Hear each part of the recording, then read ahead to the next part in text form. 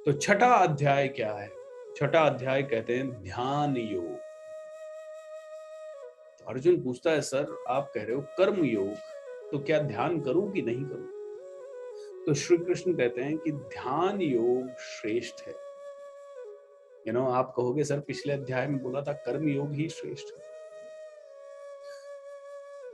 तो अर्जुन को भगवान श्री कृष्ण कहते हैं कि कर्म योग श्रेष्ठ है। कर्म योग का मतलब है कि आप काम करो, आपको जो भी निर्धारित कर्म है, नियत कर्म है। आप क्षत्रिय हैं तो आपके लिए लड़ना निर्धारित कर्म है। आप ब्राह्मण हैं तो आपको ब्रह्म के अंदर लीन होना, that is what is the most important कर्म फॉर यू। आप ब्राह्मण हैं तो आपका कर्म ये नहीं है बिल्कुल भी कि आप सिर्फ रटी रटाए बातें बोलते रहो। आप सिर्फ एक आचरण ब्राह्मण जैसा करो, लेकिन या दिखावा ब्राह्मण जैसा करो, लेकिन आचरण आपका नहीं हो वैसा, तो वो कर्म नहीं है। तो निर्धारित कर्म, और कर्म कैसे करना है ये भी हमें बताया। यज्ञ की तरह कर्म करना है। यज्ञ मतलब पूरे समर्पण भाव से कर्म करना है। यज्ञ का मतलब ये बिल्कुल नहीं बताया है कि आप सिर्फ अग्नि प्रज्वलित कर लो और उसमें कुछ न कुछ डाले जाओ। बोले कर्म ऐसा करो जो कि वास्तव में आपको तृप्त कर दे, आपकी आत्मा को तृप्त कर दे। बोलते हैं ना कि कई लोग कैसे सिद्ध हो गए धीरे धीरे, पता ही नहीं चला। ओके, अगर हम न्यूटन की बात करें तो उसके ऊपर एप्पल गिरा और वो सिद्ध हो गया एक तरह से। अब आप और मैं कहेंगे लेकिन वो तो आध्यात्मिक नहीं था। दोस्तों ये कहते हैं कि बिना अध्यात्म के उस लेवल की उन्नति होना या उस लेवल का नाम पहुंचना बड़ा मुश्किल है। हो सकता है उसने मेडिटेशन नहीं किया हो, लेकिन वो आदमी दिन रात किस जोन में होगा, दिन रात वो ये सोच रहा होगा या जोन में होगा कि I want to create some transformation, and he did such a huge transformation. So वो यज्ञ की तरह कर्म कर रहा था।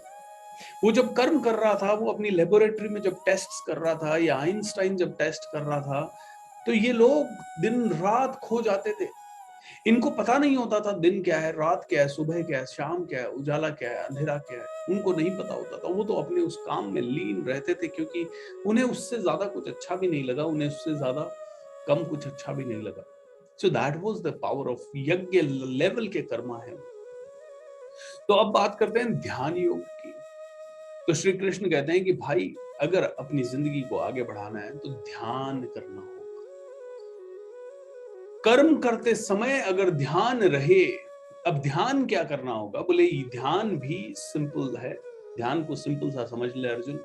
ध्यान का मतलब अष्टांग मार्ग एक होता है। अष्टांग मार्ग हमने उस दिन भी बात की थी। मुझे यम, नियम, प्राणायाम, प्रत्याहार, आसन और क्या क्या होता है, ध्यान, धारणा, समाधि, राइट, ये सब 8 अंग हैं।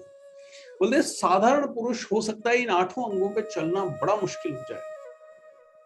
साधारण पुरुष हो सकता है अर्जुन इन 8 पाथ पे चलना मुश्किल हो जाए। अगर चलता है तो सर्वश्रेष्ठ है, चलता है तो नो प्रॉब्लम, चलता है तो बहुत बढ़िया चीज है, चलता है तो ये श्योर शॉर्ट मुझे पाने का रास्ता है। तो अर्जुन कहता है ये तो इम्पॉसिबल है। मन मतलब मैं हवा को वश में कर सकता हूं, लेकिन मैं मन को ऐसे कैसे वश में करूंगा? मन तो चंचल है, इधर भागता है उधर भागता है, ऐसे भागता है, जो कि हम सबके साथ हो रहा है। तो श्री कृष्ण कहते हैं कि अर्जुन मुश्किल है लेकिन असंभव नहीं है, इसे किया जा सकता है। लेकिन फिर भी मैं तुझे एक विधि बताता हूं कि वैरागी हो जा। क्या? वैराग्य धारण कर ले तो ये सब पॉसिबल हो जाएगा। तो वैराग्य धारण करने का मतलब क्या कहा?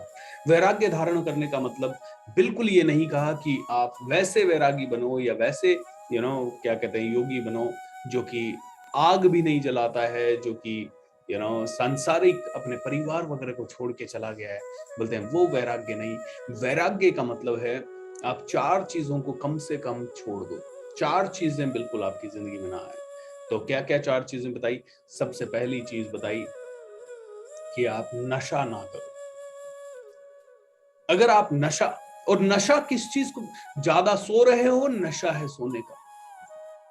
ज्यादा खा रहे हो, नशा है खाने का। ज्यादा दोस्तों से मिल रहे हो, नशा है दोस्तों से मिलने का। हर वो चीज जो ज्यादा है वो नशा है। सो नशा क्या है? आपको कंप्यूटर पे गेम खेलना अच्छा लग रहा है और आप खेले ही जा रहे हो, नशा है। आपको कोई मूवी देखना अच्छा लग रहा है और मूवी हर रोज देख रहे हो, नशा है। आपको गाना सुनना अच्छा लगता है और आप हर जगह गाना सुन रहे हो, नशा है। बोले हर वो चीज जो अति है वो नशा है। बोले नशा जो नहीं करेगा वो वैरागी है, क्योंकि जो नशा नहीं करता वो उतना ही खाएगा जितना उसको खाने की जरूरत है, जितना जीने के लिए जरूरत है। जो नशा नहीं करता वो उतना ही सोएगा जितना नींद की जरूरत है। जो नशा नहीं करता वो लोगों से उतना ही मिलेगा जितना उसको मिलने की जरूरत है। जो नशा नहीं करेगा वो मिलेगा भी ज्यादा लोगों से तो भी अटैच नहीं होगा कि अब मुझे तो कल भी मिलना है, परसों भी मिलना है, तरसों भी मिलना है।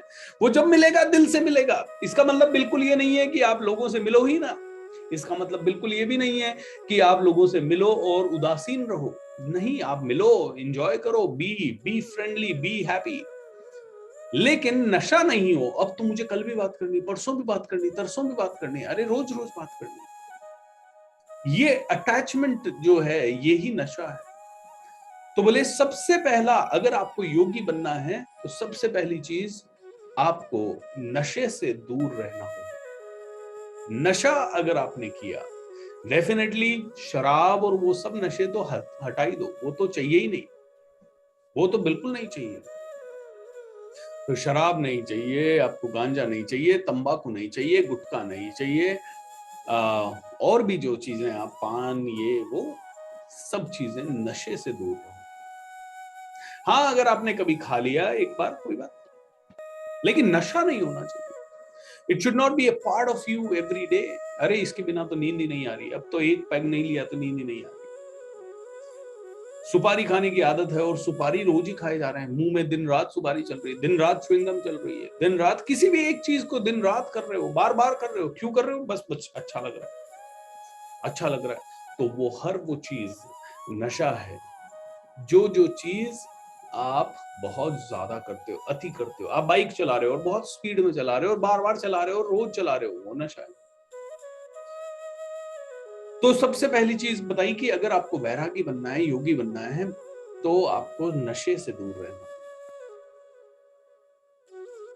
नशे के साथ दूसरी चीज जो बताई जिससे दूर रहना है वो है मीट ईटिंग, मांसाहार। मांसाहार, आप अपने फायदे के लिए दूसरे जानवर को मार रहे हो। और मांसाहार में ना सिर्फ ये मांसाहार बनाया कि वास्तव में किसी को काट के खा रहे हो, मांसाहार वो भी है जहां आपके कारण बहुत ज्यादा किसी पे अत्याचार हो रहा है। वो आदमी मरा तो नहीं है लेकिन मर रहा है अंदर ही अंदर। कहीं ना कहीं आप उसके शरीर को खा रहे हो। अगर अब वो आदमी आपके दिए हुए दुख के कारण पतला हो रहा है तो आप उसके शरीर को खा रहे हो। खैर, लिटरल मांसाहार को भी हमने यूज कर लिया तो बोलते हैं दूसरी चीज जो कि सबसे इंपॉर्टेंट है वैरागी बनने के लिए वो है मांसाहार। तो आपके कर्म से, आपकी वाणी से और किसी भी तरह से आपकी हिंसा ना हो, अहिंसा, जो भगवान महावीर का सबसे बड़ा संदेश है। तो बोला अहिंसा को अपनाना पड़ेगा। तीसरा कहा कि गैम्बलिंग से दूर रहना है। जहां भी हम चाहते हैं कि जुआ, जहां पे भी हमें चाहते हैं कि अप्रत्याशित रूप से हमें बहुत ज्यादा फायदा हो जाए, जहां भी हम चाहते हैं कि हम करें तो इतना सा और हम बन जाएं धनवान। मेरा एक कजन है, आर्मी से रिटायर हुआ और आर्मी से रिटायर होने के बाद जो पेंशन का पैसा मिला, आर्मी में रहते हुए 20 साल 18 साल जो भी नौकरी की उसने, अच्छा सा एक फ्लैट खरीदा और रिटायरमेंट के पास 20-25 लाख रुपए, जूनियर पोजीशन से 10th के बाद ही चला गया था। रिटायर हुआ, क्रिकेट में सट्टा लगा दिया, पूरा 20 लाख चला गया, फ्लैट चला गया, सब कुछ चला गया। इतने साल, 18 साल इतनी तपस्या करके आया और एक गंदी आदत से सब कुछ चला गया। वापस से जीरो से स्टार्ट करके थैंक गॉड एक्स आर्मी का होने के कारण एक अच्छी जॉब भी लगी हुई है, जिसके कारण फिर से सब कुछ चलने में आ रहा है। कल ही मैं समझ में आया फिर से कि वो फिर से 4 लाख रुपए किसी सट्टे में हार गया। साल भर फिर मेहनत की, साल भर में उसने 2 साल में 3-4 लाख रुपए जमा किया, फिर हार गया। जुआ, गैम्बलिंग में होश ही नहीं रहता। लालच एक्सट्रीम लेवल तक बढ़ जाता है, और लालच जब एक्सट्रीम लेवल तक बढ़ जाता है तो वो आपसे गलत ही करवाएगा। उसमें आपको दूसरों का भला दिखेगा ही नहीं, आपको सिर्फ अपने भले के सोचने की इतनी गंदी आदत पड़ जाएगी, और वो एक चक्रव्यूह में आप फंस जाओगे। और वो ही जुए ने युधिष्ठिर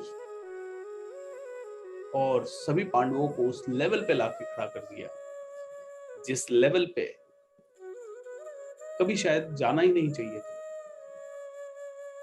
मतलब अपनी पत्नी तक को उन्होंने दांव पे लगा दिया। सोने चांदी, राजपाट, सिंहासन, मुकुट, सब कुछ दांव पे लगा दिया और सब हार गए। तो जीतने वाला भी गलत है और हारने वाला तो है ही गलत। जुआ खेलना ही क्यों? मेहनत से कमाए ना, और बहुत ही ज्यादा दिल से कमाए, और अच्छे से कमाए, फोकस के साथ कमाए। क्यों हमें गलत रास्ते से कमाना है? हर वो चीज जुआ बताया है जहां पे आपको विदाउट कर्मा गेन चाहिए, हर वो चीज जुआ है। आपने दोस्ती में वैल्यू ऐड नहीं की और आप उस दोस्त से करोड़ों का फायदा चाहते हैं, जुआ है। आपने अपने परिवार के लाइफ में गेन ऐड नहीं की वैल्यू, और परिवार से आपको अप्रत्याशित, मतलब विदाउट एक्सपेक्टेशन या मतलब बियॉन्ड एक्सपेक्टेशन आपको फायदा चाहिए, जुआ है। तो हर वो चीज जुआ बताई जो कि अनएक्सपेक्टेड गेन की एक्सपेक्टेशन से की जाए। मैं 3 दिन इसको सपोर्ट कर दूं और बाद में ये मेरे को बहुत ज्यादा सपोर्ट कर दे, बोलते हैं ये जुआ है और इस जुए से दूर रहना है। और आज आप देखें कि हर आदमी यही करने की कोशिश कर रहा है। यार उससे 10-15 बड़ा आदमी है, थोड़ा संपर्क बना लेते हैं, कोई बड़ा काम निकल जाएगा। और कईयों का निकलता भी है, क्योंकि जुए में कोई तो जीतेगा। लेकिन मुझे ये बताइए कितने परसेंट जीतते हैं? कितने परसेंट जीतते हैं? कितने परसेंट जीतते हैं? कम ऑन चैट में बताइए, चैट खोल देता हूं। कितने परसेंट जीतते हैं जुए में?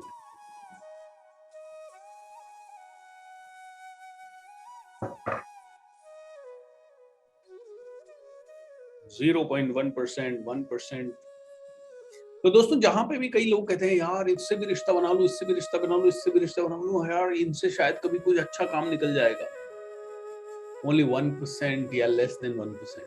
अरे मैं तो अमिताभ बच्चन के साथ रिश्ते बना लेता हूँ तो अमिताभ बच्चन साहब मेरे को सपोर्ट करेंगे। अमिताभ बच्चन साहब के, मोदी जी के कितने रिश्तेदार होंगे? बहुत होंगे ना, कम से कम 150 तो होंगे। चाचा, बाबा, टाटा, सबको, सारे उनके नानी के परिवार के, नाना के परिवार के, सबके परिवार के देख लो, दादा के परिवार, तो 50-50 लोग तो होंगे। क्या वो सभी 50-50 लोगों को फेवर कर पाएंगे? अरे घर वालों को ही फेवर नहीं कर पाते, दुनिया वालों को कैसे फेवर करेंगे? और दुनिया वालों को कर भी दिया तो 1% भी कहां, 0.1%। अमिताभ बच्चन अगर एक्टिंग कर रहे हैं तो उनके साथ तो असिस्टेंट डायरेक्टर से लेके बहुत सारे लोग होंगे ना, बहुत सारे लोग होंगे। क्या वो उनको सभी को फेवर कर पाएंगे? बिल्कुल नहीं, बिल्कुल नहीं। इसीलिए जस्ट गो एंड फ्लो। अगर आप नेटवर्किंग इवेंट में जा रहे हैं, go have networking, but with not with expectation अरे बीएसआर से मैं नेटवर्किंग कर लूं, बीएसआर मेरा सपोर्ट करेगा, मैं इतने सारे कमांडोज से नेटवर्किंग कर लूं, ये सारे कमांडोज मेरा रिट्रीट सेंटर बना देंगे। No, I don't expect that. हाँ, मैं एक्सपेक्ट ये कह सकता हूं आपको कि हेल्प करो, बनाओगे, करोगे नहीं करोगे, नहीं करा तो मैं दिल तोड़ के बैठ जाऊं यार, क्या है ये 7,000 कमांडो सुबह 5 बजे से उठ के 6:30 बजे तक मेरे साथ जुड़ते रहे और इतने सालों से जुड़ते रहे, लेकिन ये लोग तो मेरी बात तक नहीं मानते यार। I mean, that is not my way. Okay? That should not be my way. और वो नेटवर्किंग उस नजरिए से की जानी ही नहीं चाहिए, और उस नजरिए से की जाने वाली नेटवर्किंग हो जाएगा, सब हो जाएगा। आप अपना कर्म तो करो। हाँ, आप ऐसा मत करो कि अपने घर में ही बैठे हो, रूम बंद करके बैठे हुए हो बस, और आपको ट्रेनिंग के फील्ड में आगे बढ़ना है और आप किसी से मिल ही नहीं रहे हो, किसी को ट्रेनिंग भी नहीं दे रहे हो, और देन यू आर एक्सपेक्टिंग कि your growth will happen. Probably not. आपका कर्म है ट्रेनिंग देना, आप कर्म करें, ट्रेनिंग दें, जहां मौका मिल जाए बात करने का वहां बात करें, जहां जैसे, और हर जगह अपना बेस्ट देने। उन्हीं में से कोई इंसान आपको अप्रोच कर लेगा जहां आपको ले जाना है। And this is going to happen always, this can change everything. और चौथा चीज जो बताया कि वैराग्य के लिए, and that is called illicit sex, कि आप वो क्या पर स्त्रीगामी ना बने। Alright, that's the fourth thing. तो दोस्तों, ये 4 चीजें बताइए कि अगर ये 4 चीजें आप ना करो, आप नशा ना करो, आप व्यभिचार ना करो, आप क्या कहते हैं, तीसरी क्या बताई मैंने, गैम्बलिंग ना करो, और चौथी क्या बताई मैंने, आप मांसाहार ना करो। ये 4 चीजें अगर आप ना करो तो कहते हैं कि अर्जुन, उस केस में आप योगी हो, आप वैरागी हो। आप वैराग्य डज नॉट मीन कि आप भगवा पहन के कहीं चले जाओ, जंगल में चले जाओ, लेकिन जंगल में जाने के बाद भी आपकी इच्छा है मेरे को पावर मिले, मेरे को लोग फॉलो करें। अरे मैं तो योगी बन गया, लेकिन मुझे कोई बुला ही नहीं रहा, कोई मुझे पूछ ही नहीं रहा, मेरे से कोई ज्ञान ही नहीं ले रहा है। और वहां जाने के बाद भी आपकी इंद्रियां आपके वश में नहीं है। तो ये पूरा अध्याय सिर्फ एक ही चीज पे, इंद्रियों को वश में करो। इंद्रियों को वश में करो मतलब अपने मन को वश में करो, क्योंकि इंद्रियां आपकी टच, स्मेल, सेंस, आंखों को चाहिए अच्छे अच्छे दृश्य आए, और अच्छे दृश्य आए, और अच्छे दृश्य आए, और घूमने चले यार, और घूमने चलेंगे तो क्या ये देखेंगे, ये देखेंगे, ये देखेंगे, बोले देखते ही रहे, देखते ही रहे। तो इंद्रियों को वश में करना, ये सबसे पहला, यही चीज बताइए। ये पूरा ध्यान योग कहता है कि इंद्रियों को वश में करो। अगर आप अष्टांग योग का मार्ग धारण कर सकते हो तो ग्रेट, लेकिन अगर आप अष्टांग मार्ग का योग धारण नहीं कर सकते या ध्यान धारण नहीं कर सकते, तो आपके लिए ये बताया गया है कि योगी, आपको अपने मन को वश में करना होगा। तो कुछ चीजें पढ़ के बताता हूं ताकि आपको ज्यादा समझ में आए।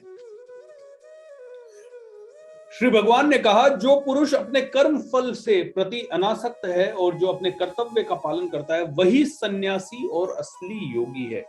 जो कर्म फल के प्रति अनासक्त है मतलब आसक्ति नहीं रखता है, यानी अटैचमेंट नहीं रखता, और जो अपने कर्तव्य का पालन करता है वो ही असली योगी है। वह नहीं जो न तो अग्नि जलाता है और न कर्म करता है। ऐसा आदमी नहीं जो एक जगह जाके बैठ गया और शांति से बैठा हुआ है और बोले बस कर्म करता है। एक छोटी सी कहानी यहाँ याद आती है। एक इंसान ने कहा, यार मुझे सन्यास लेना है। क्यों? मैं दुखी हो गया यार, मैं दुखी हो गया ये गृहस्थी से। क्या है, यही कमाने जाओ, यही करो, वो करो, ऐसा करो, पत्नी की सुनो, पापा की सुनो, मम्मी की सुनो, भाई की सुनो, दोस्तों की सुनो। मैं दुखी हो गया, मैं सन्यास लेना चाहता हूँ। तो सन्यास लेने के उद्देश्य से गांव घर छोड़ के चला गया एक आश्रम में।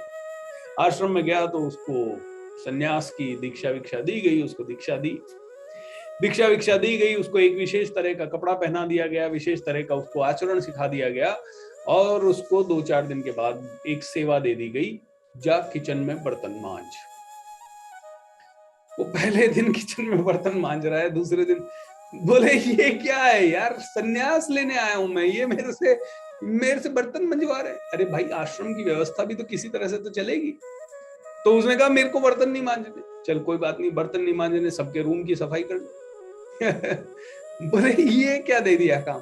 तो ठीक है, सबके रूम की सफाई भी नहीं करनी उसको। बोला ठीक है, रसोई में खाना बना ले सबके लिए। बोले ये सब तो मेरी पत्नी भी मेरे से करवाती थी, उसी से तो दुखी होके इधर आया, अब इधर आके ये सब करना पड़ रहा है, प्रॉब्लम क्या है? तो बड़ा दुखी हुआ। फिर से एक ज्ञानी के पास गया, बोले क्या है? बोले देख, सेवा तो सन्यास में, तू किसी भी आश्रम में जाएगा तो तुझे करनी पड़ेगी।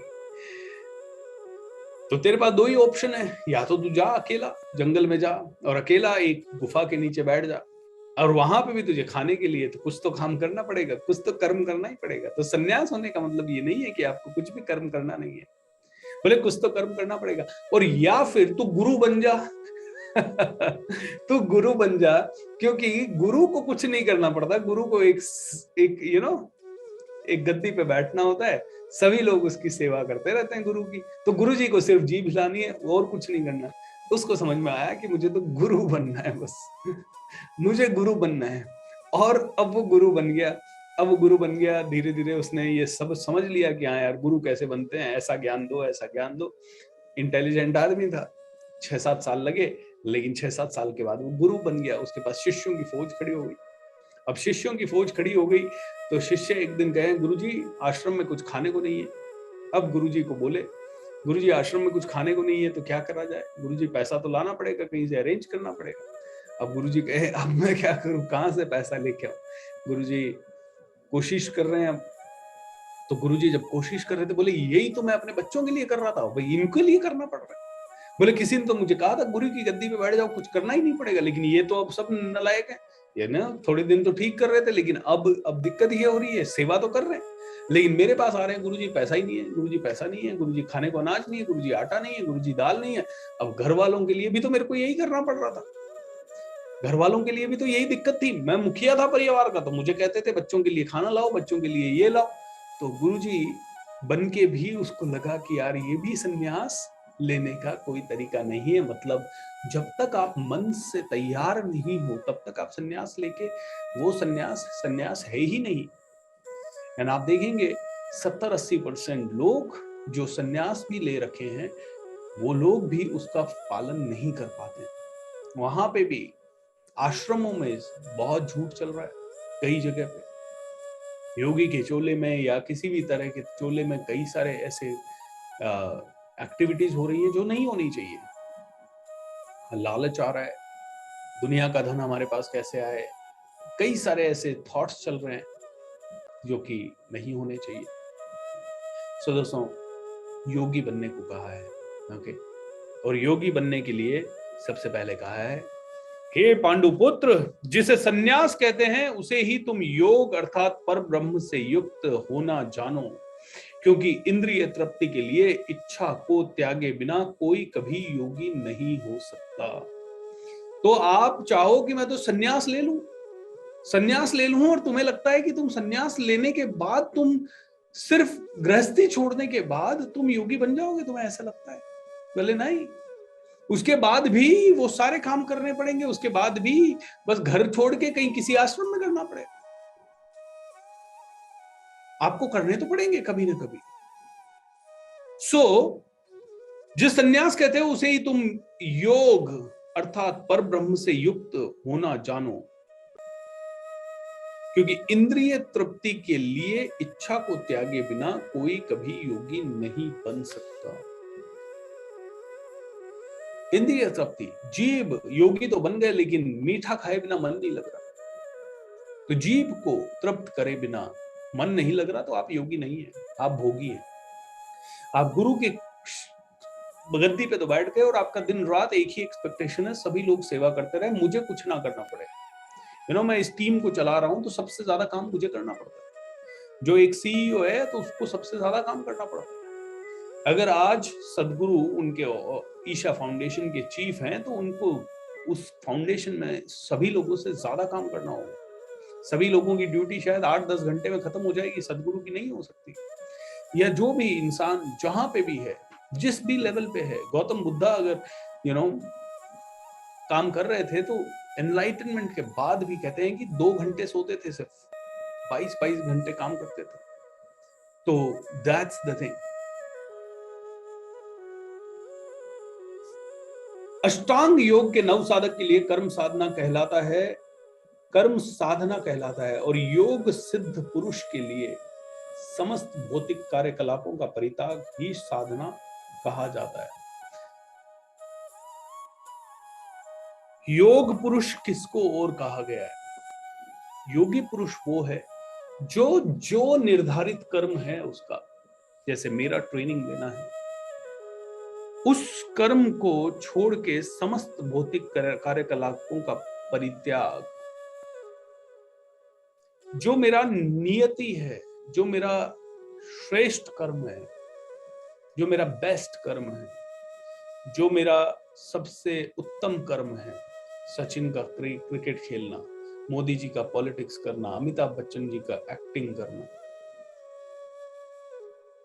लता मंगेशकर जी का गाना गाना, ये श्रेष्ठ कर्म जो है, इसको योग भक्ति की तरह दिन रात लीन होके करना, समस्त कार्यकलापों का धीरे धीरे त्याग करना, मतलब हर एक चीज जो मुझे इस काम में डिस्ट्रैक्ट कर सके वो या तो मुझे मॉडरेट कर देनी है, मॉडरेट करनी मतलब कम कर देनी है, या फिर मुझे छोड़ देनी है। बोलते हैं यही योग है। बहुत मुश्किल होता है ना।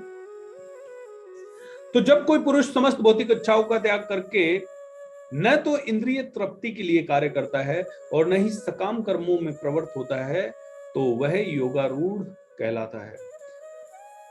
जब कोई पुरुष समस्त भौतिक इच्छाओं का त्याग करके न तो इंद्रिय तृप्ति के लिए कार्य करता है, मतलब सारी भौतिक इच्छाओं का त्याग कर दिया, अब खाना अच्छा मिल रहा है तो ठीक है, नहीं मिल रहा तो ठीक है, बस इतना मिल जाए, खाना खा, बस पेट भर जाए और जिंदगी चल जाए, जीवन चल जाए, शरीर में कोई कमजोरी या बीमारी या रोग ना आए, ओके, इसके लिए वो खाना खा रहा है। तो यानी कि जब कोई मनुष्य समस्त भौतिक इच्छाओं का, टीवी चला तो ठीक है, नहीं चला तो ठीक है, इंटरनेट चला तो ठीक है, नहीं चला तो ठीक है, अच्छी शिक्षा मिली तो ठीक है, नहीं मिली तो ठीक है, जो समता में रहता है, जो समभाव में रहता है, बोलते हैं उसके लिए करता है और न ही सकाम कर्मों में प्रवृत्त होता है, न ही इस तरह से हो सोचता है कि ये करने से मुझे भगवान मिलना चाहिए, ये करने से मेरी कीर्ति होनी चाहिए, ये करने से मुझे बहुत पैसा मिलना चाहिए, तो वो योगारूढ़ कहलाता है। मतलब योगा के अंदर वो पूरी तरह से प्रविष्ट हो चुका है। मनुष्य को चाहिए कि अपने मन की सहायता से अपना उद्धार करे और अपने को नीचे ना गिरने दे। यह मन बुद्धिजीवियों का मित्र भी है और शत्रु भी है। हाय हाय हाय, शत्रुता, आपका शत्रु कोई और है ही नहीं। दुख हो रहा है तो सिर्फ हमारी कहानियों के कारण हो रहा है, और हमारी कहानियां कौन बना रहा है? ये मन ही बना रहा है। मैं आपको ये देख लीजिए, 101% ये देख लीजिए, आप अमीर आदमी को भी उतना ही दुखी पाएंगे और आप गरीब आदमी को भी उतना ही दुखी पाएंगे।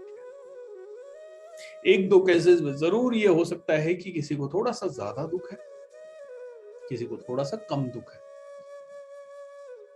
एंड ये फैक्ट ऑफ लाइफ है। मैं आपको बताता हूं,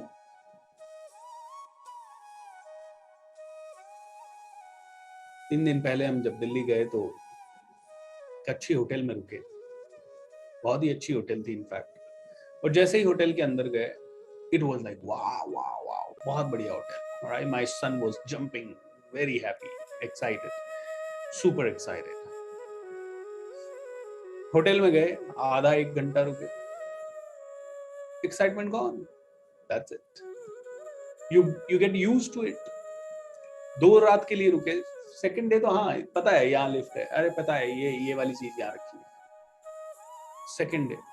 सेकंड डे कंप्लेन चालू हो गई। आके कंप्लेन किस चीज की? अब ये जो सुख है, जब रात को हम लोग यहाँ से पूरा जर्नी करके पहुंचे, जब भी जनरली हम फैमिली के साथ जाते हैं तो मैं ड्राइवर लेना प्रेफर नहीं करता, मैं खुद सेल्फ ड्राइव करता हूँ ताकि हमें सेल्फ टाइम मिल सके पूरा फैमिली को। मैं, मेरी वाइफ, मेरा बेटा, हम ड्राइव करके दिल्ली पहुंचे।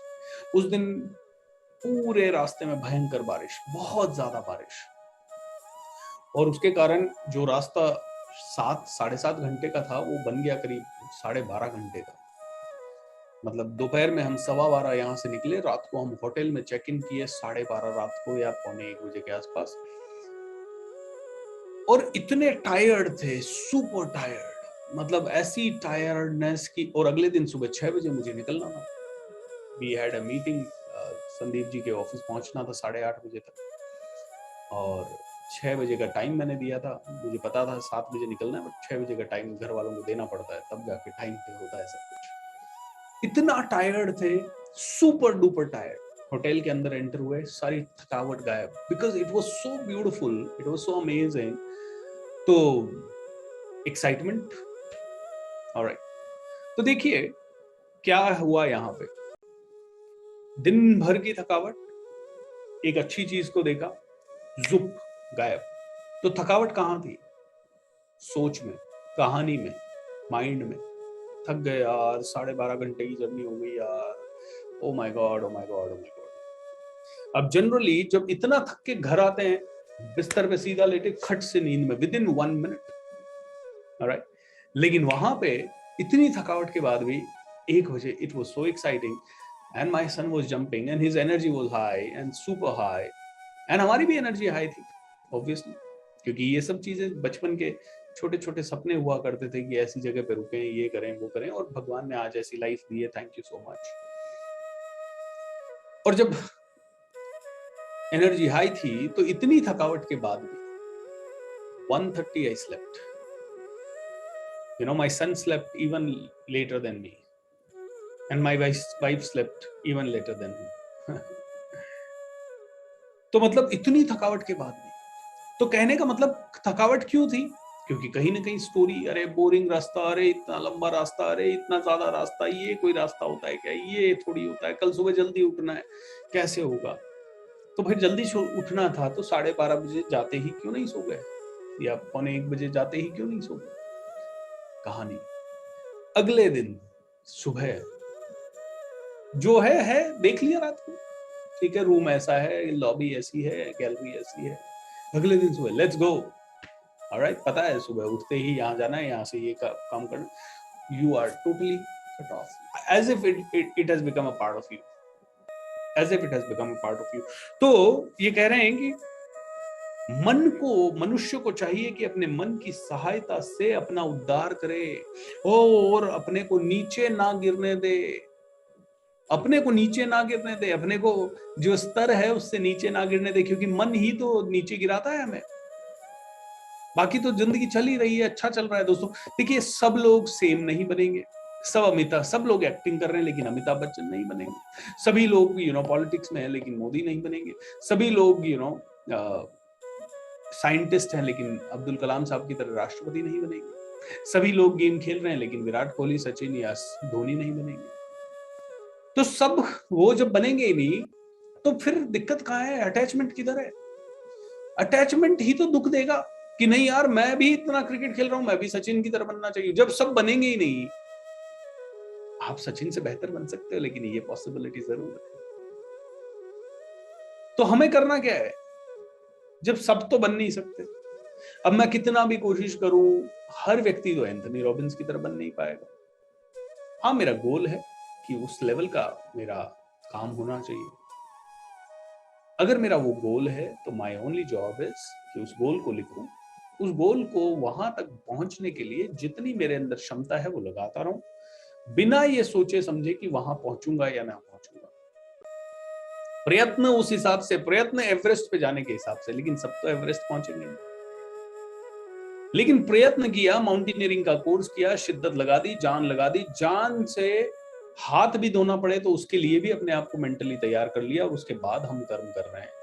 उसके बाद एवरेस्ट नहीं पहुंचे, at least we experience something, and that's the beauty दोस्तों।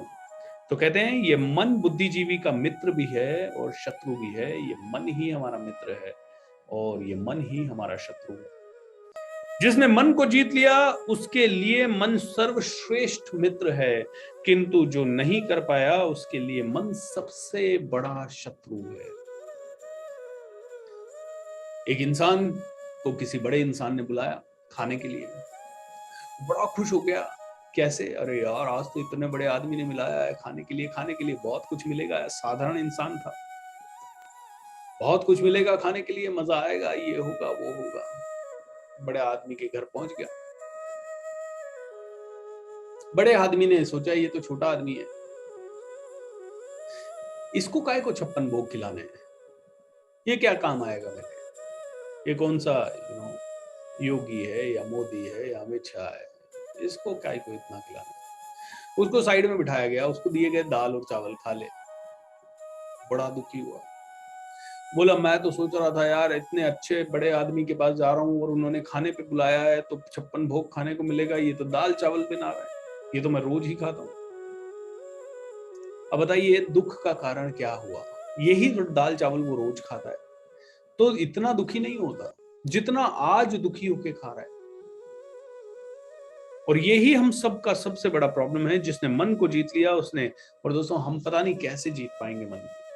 एंड इसीलिए मुझे विपश्यना का मैं बार बार उदाहरण आपको इसलिए देता हूं क्योंकि विपश्यना एक छोटा तरीका जरूर है, मतलब है तो बहुत ही असरदार और बहुत ही बड़ा तरीका, इनफैक्ट मोक्ष दिलाने वाला तरीका है, लेकिन उस लेवल का तरीका मैंने अभी तक विपश्यना के अलावा नहीं पाया जो शायद मुझे पूरी तरह से मेरे मन को कंट्रोल करना सिखा दे। एंड लिटरली जब जब मैं विपश्यना जाके आया हूं तब 20, 25, 50 दिन, उससे बेटर कोई विधि है तो मुझे नहीं पता है, हो सकती है उससे बेटर कोई विधि, who knows, बट मैं कम से कम 20-25 जगह भटका हूं, और 20-25 जगह भटकने के बाद मुझे थोड़ा समझ कि मन को कैसे नियंत्रित किया जाए, उसका थोड़ा समझ विपश्यना से आया है। और इसीलिए दोस्तों हम लोग अपने इस प्रोग्राम में भी, किसी ने अभी लिखा है स्केच योर पैटर्न, अपने आप को पकड़ना सीखना पड़ेगा, पूरा अध्याय ही उसी के अराउंड है। ऑलराइट, एक इंटेंशन डाल देते हैं इस पानी में, मुझे भगवत गीता समझ आ जाए और मैं उसको पूरी तरह से अनुसरण कर सकूं उसका। हाउ वंडरफुल, तथास्तु।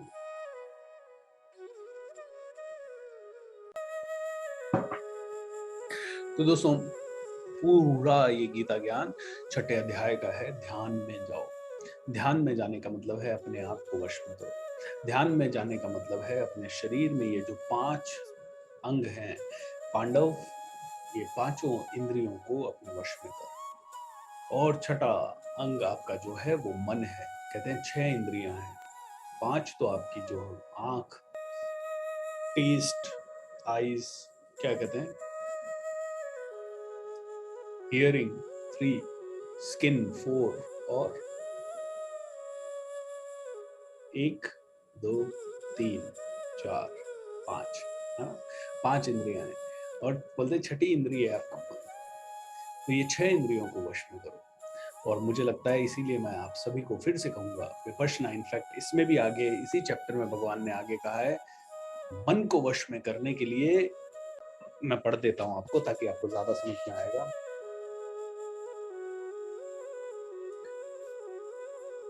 योगी को चाहिए कि वह सदैव अपने शरीर, मन और आत्मा को परमेश्वर में लगाए, एकांत स्थान में रहे और बड़ी सावधानी के साथ अपने मन को वश में करे। एकांत स्थान में रहे, एकांत स्थान में रहे मतलब 1 घंटा, 2 घंटा, 4 घंटा रोज शांति से एक जगह पर बैठे।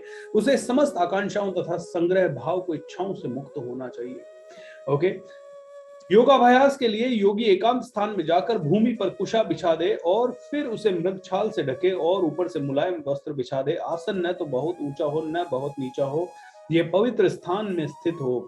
योगी को चाहिए कि इस पर दृढ़ता पूर्वक बैठ जाए और मन, इंद्रियों तथा कर्मों को वश में करते हुए तथा मन को एक बिंदु पर स्थिर करके हृदय को शुद्ध करने के लिए योगाभ्यास करे।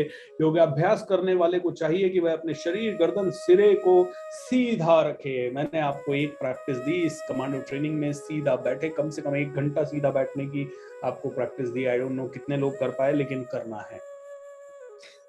सीधा रखे और नाक के अगले सिरे पर दृष्टि लगाए। इस प्रकार वह अविचलित तथा दमित मन से, भय रहित विषयी जीवन से पूर्णतया मुक्त होकर अपने हृदय में मेरा चिंतन करे और मुझे ही अपना चरम लक्ष्य बनाए।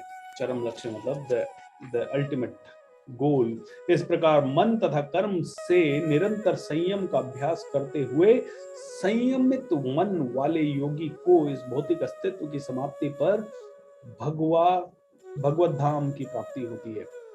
हे अर्जुन, जो अधिक खाता है या बहुत कम खाता है, जो अधिक सोता है या बहुत कम सोता है, वापस से देखिए, जो अधिक खाता है या बहुत कम खाता है, जो दिन रात व्रत उपवास कर रहा है, सावन के 16 मंत्र कर रहा है तो बिल्कुल खा नहीं रहा है, बहुत कम खा रहा है।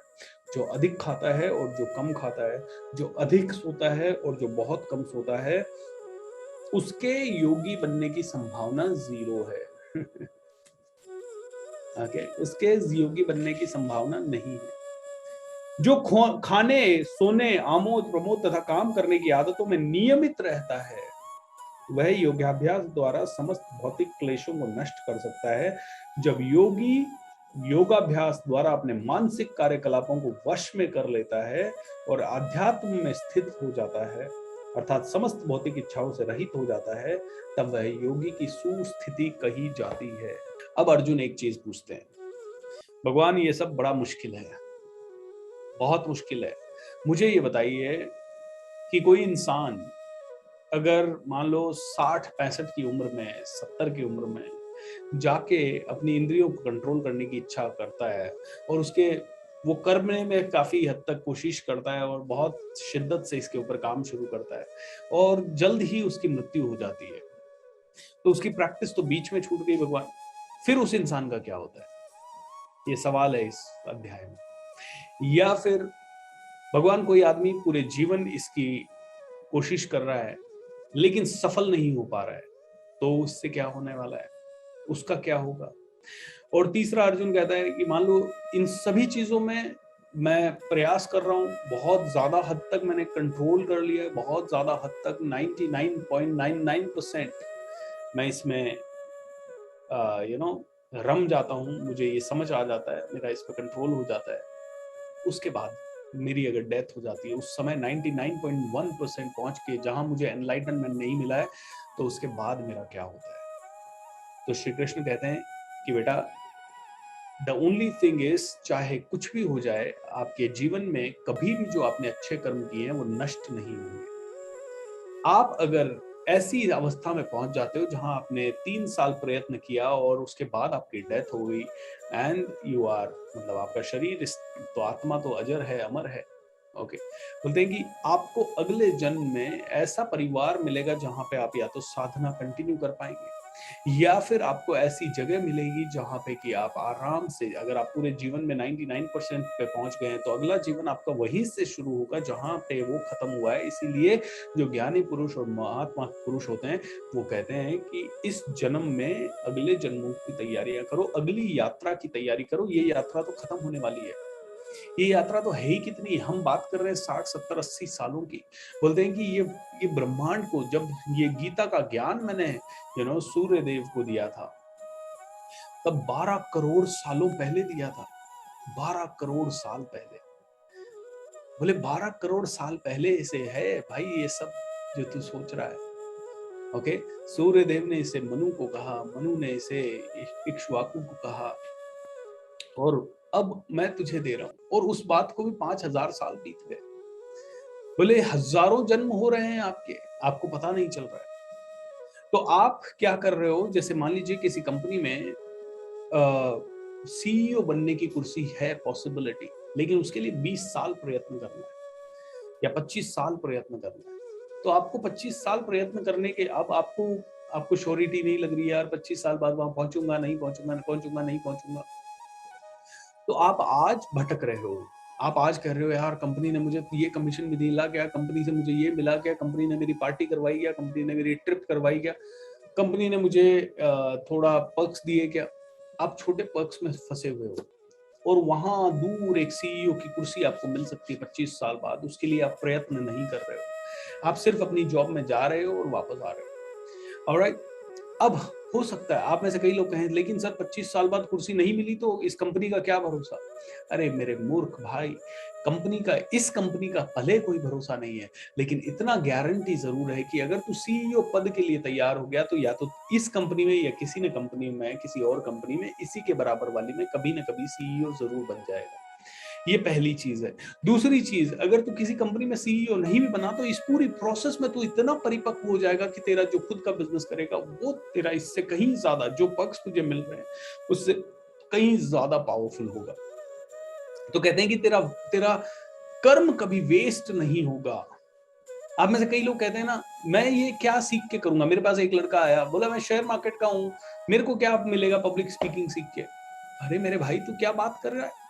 शेयर मार्केट के कई सारे लोग आज की डेट में अच्छे पब्लिक स्पीकर होके उनके यूट्यूब पे लाखों करोड़ों सब्सक्राइबर्स हैं, लाखों करोड़ों सब्सक्राइबर्स हैं। Okay, many of them are there. और तू कह रहा है मैं शेयर मार्केट का कर रहा हूं, मेरे को पब्लिक स्पीकिंग का क्या। अरे तेरा पब्लिक स्पीकिंग सीखा हुआ कर्म नष्ट नहीं होगा मेरे भाई। तू जो जो कर्म कर रहा है वो नष्ट कैसे हो जाएगा। It is not going to, your life is going to start from there. इसीलिए कहते हैं शिक्षा कभी भी वेस्ट नहीं जाती, किसी भी लेवल की शिक्षा। आप सोच रहे हो मेरे क्या काम आएगा, अरे क्यों नहीं आएगा। आपका सेल्फ डेवलपमेंट से रिलेटेड चीजें आपकी क्यों नहीं काम आएगी। आप एक सीईओ बनना चाहते हो, आप 25 साल बाद आपको कुर्सी मिलेगी, आज उस कंपनी में आप जान लगाओ तो सही, आपको फल मिलेगा ही मिलेगा। फल मतलब इट इज अ सिद्धांत है यार। मैंने एक्शन लिया तो रिएक्शन होगा ही होगा, मैंने कॉज डाला तो उसका इफेक्ट होगा ही होगा। तो अर्जुन कुछ वेस्ट नहीं जा रहा, तू अपना फल कर। तू एक बार विपश्यना जाके आ रहा, तुझे क्या लग रहा है कि तू विपश्यना को इंप्लीमेंट नहीं कर पा रहा तो वेस्ट हो गया। बिल्कुल नहीं हुआ।